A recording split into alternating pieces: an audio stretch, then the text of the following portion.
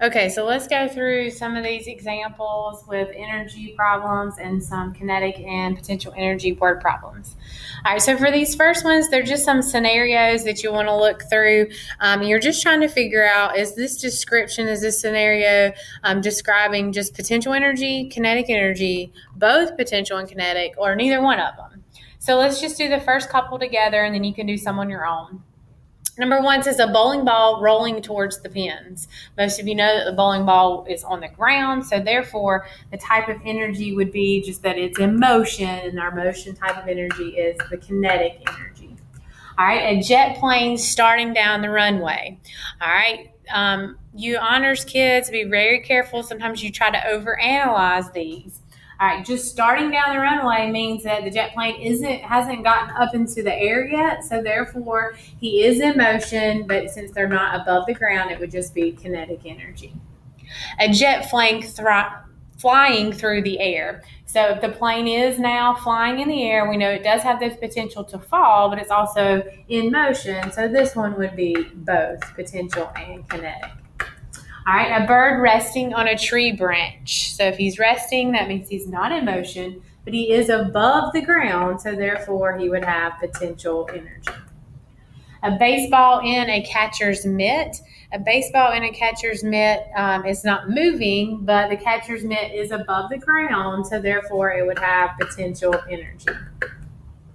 A golf ball on a tee. So hopefully you guys know what that's describing. If some of you don't understand that, maybe ask a neighbor in just a little bit, but just the little tee is what you stick the little golf ball on. So it's not moving, so therefore, since he's above the ground, he would have potential energy. All right, last one I want to do with you here is a race car about to start a race. So most of you know, hopefully, that if you're a race car getting ready to start the race, you're sitting there probably revving the engine, but the race car is on the ground. It's not yet started the race, so therefore this one would be neither. He would not be in motion. Okay, now let's skip ahead here and look at your potential energy problems. With the potential energy problems, I'm going to do a couple of these. I tried to pick out some that maybe were a little bit different to help you out in case you have questions. Since they are potential energy, hopefully you guys recognize the fact that you're going to use the potential energy equation, which is PE is equal to M times G times H. Now, I do want to warn you that you may use other equations on some of these. Sometimes you have to convert your units and that sort of thing. But typically, this is going to be the main equation that you'll use to solve for your answers. Okay, so let's look at number 2 here. It says, Wile E. Coyote is about to fall off of a cliff that is 60 meters high. So therefore, we know that the height is 60 meters. If his weight, weight is different from mass, so weight is 396 newtons. What is his potential energy right before he falls off of the cliff? All right, so since we have the weight, we know that we have to convert our formula. We do know that weight is equal to our mass times our gravity. So you can convert here to figure out your mass. So if we take our weight to be the 396, we are trying to find our mass to plug it into our potential energy equation. We know that gravity is 9.81. We can take the 396 and divide it by the 9.81. And we'll get our mass to equal 40.37 kilograms. All right, so now we can take that mass and we can plug it into our PE equation. So PE is equal to mass times gravity times height. So our mass is the 40.37. Our gravity is 9.81. And our height is 60 meters. All right, so we can plug that in, and we should get our potential energy to equal 23,761.78 joules. All right, so there's one problem for you. Let's go ahead and look at number 3. We'll do that one as well. Number 3 says a certain time later, before he hits the ground, Wile E. Coyote has a potential energy of 1188 joules. So we have our potential energy Use any information you need from problem number 2 to determine his height above the ground. So we're looking for height. All right, so therefore we know that our potential energy equation is PE is equal to M times G times H.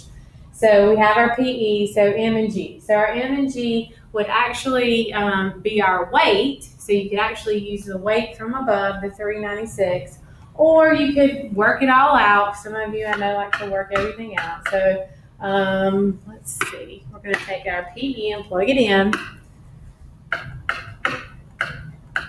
Is equal to the mass of the 40.37, the gravity of 9.81, and then we're looking for the height.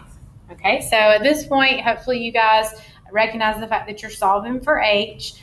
So we're going to multiply 40.37 times 9.81. Then we're going to take that value and we're going to divide it from the 1188. So you should end up with your height equaling 3 meters. All right, so there's 2 examples of potential energy. Some of these, you're just going to have to read them very carefully to figure out some stuff. Sometimes you're going to have to use that weight equation. So just kind of keep that in mind and make sure you're paying attention to what the problem is saying or asking for.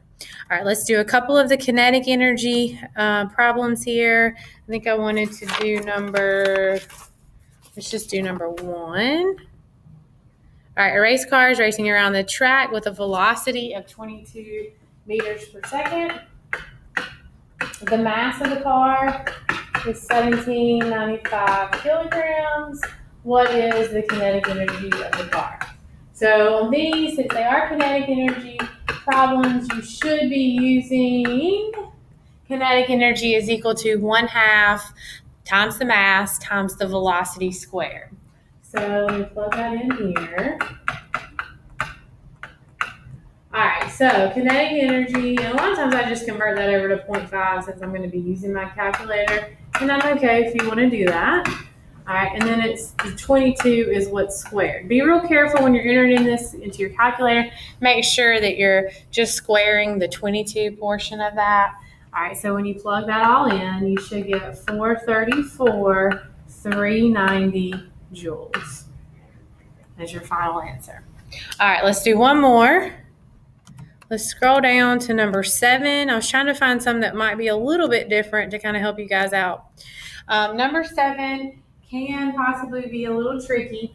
It does start out and tell you that with the Batmobile, the kinetic energy is 676. If the velocity is 25 meters per second, this time we're looking for the mass. So I picked this one because it wasn't just straightforward looking for kinetic energy. Sometimes I think that you guys struggle with some of these. All right, so we're going to use the kinetic energy equation. We're just going to plug in our values. We're looking for M, and that's going to be 25 squared.